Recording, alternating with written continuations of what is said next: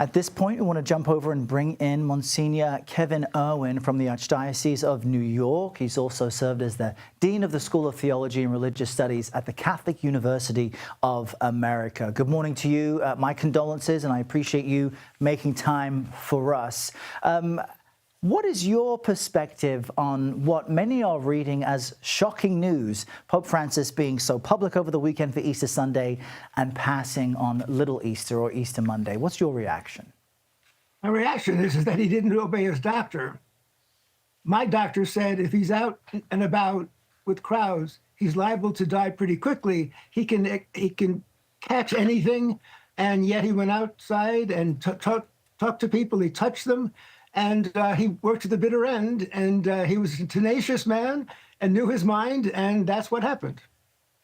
And how does this perhaps change the method in which the next pope will be selected? We've got these 9 days of mourning, so I don't think anyone is supposed to speak out loud about who will be next as far as Catholics there. But how will this change the process of who will be selected?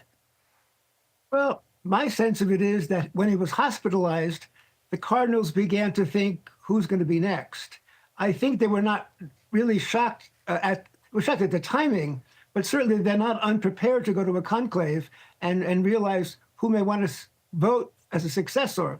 Before the conclave, there are several days of meetings of the cardinals when they give speeches, and that's kind of the beginning of real discussion about who it should be.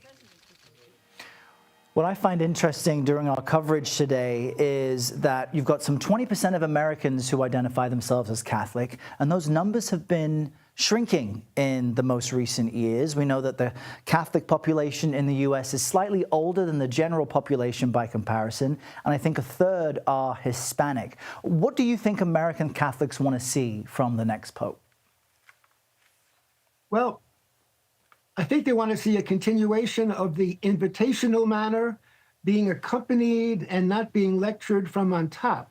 I think that comes out of our ethos of a certain amount of common good that we bring to this. And we want to see a pope that will listen to us and be open to us as this pope has been.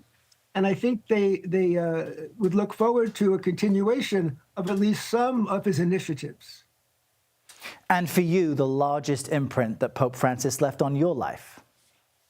Well, he didn't stay home. He was a 47-trip guy. He's a big picture pope.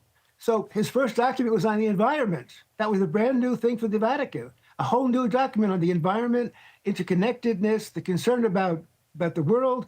And then the other document at the end, toward the end, was about interreligious dialogue and how Catholics and Muslims and Catholics are in this together, and how we can make God credible to a world that seems not to want to have God credible.